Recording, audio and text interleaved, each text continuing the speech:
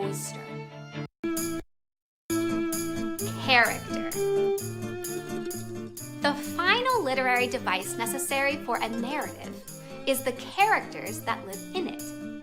They might be people, or space aliens, or fish, or even angry birds, but they are who the story is about. Some characters are super important to the story, and we call them primary or major characters. And some are not as important, and we call them secondary or minor characters. These are the two most general character categories in stories. Some are the good guys, who we call protagonists, and some are the bad guys, who we call antagonists. We love them, we hate them, we hope they win, and cry if they lose. They are just like us, or completely different. But one way or the other, without characters, there can be no story. We can learn a lot about characters by the way they are described in stories. Here is a description of Ebenezer Scrooge from A Christmas Carol by Charles Dickens. Oh, but he was a tight-fisted hand at the grindstone, Scrooge.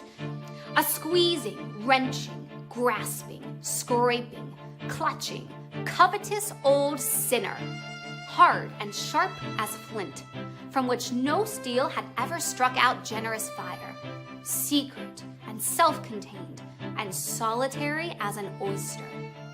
The cold within him froze his old features, nipped his pointed nose, shriveled his cheek, stiffened his gait, made his eyes red, his thin lips blue, and spoke out shrewdly in his grating voice.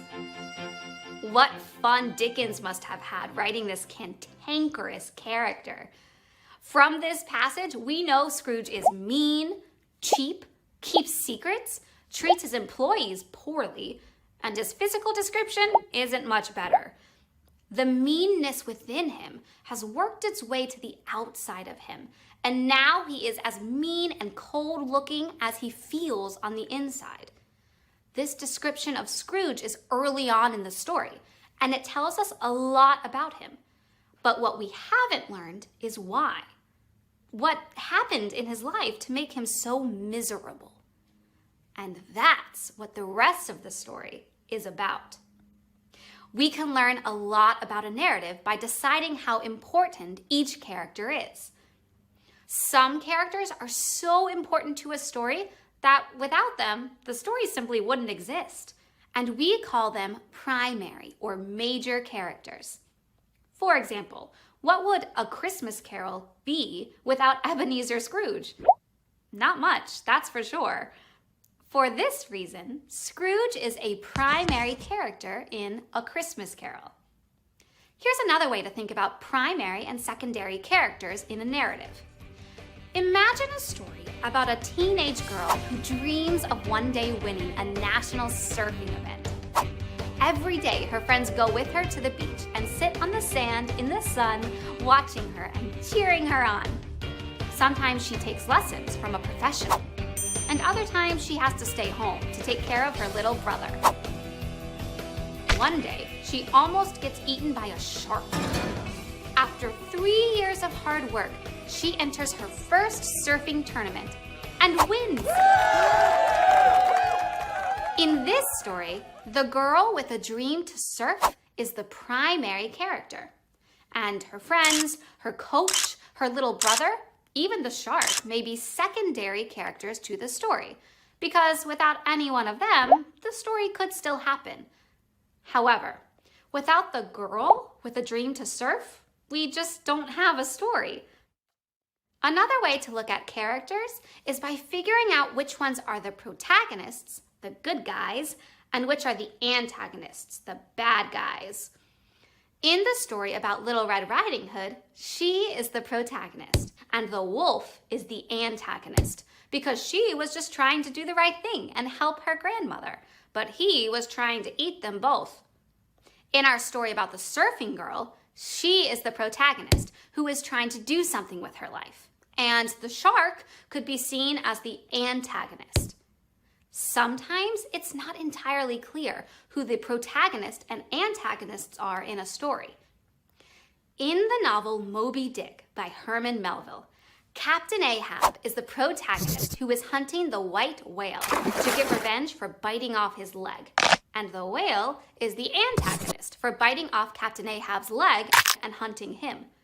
However, some might think the whale is the protagonist because if Ahab wasn't out hunting whales, he wouldn't have gotten his leg bitten off in the first place.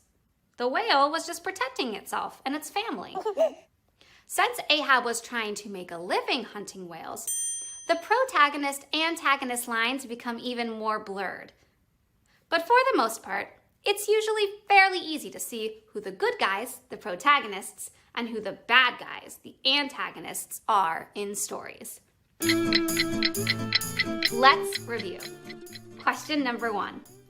Characters in a story can be A, people, B, space aliens, C, angry birds, D, all of the above. The answer is D. People, space aliens, angry birds, fish, talking clocks, dancing teaspoons, and so much more can all be characters in a story.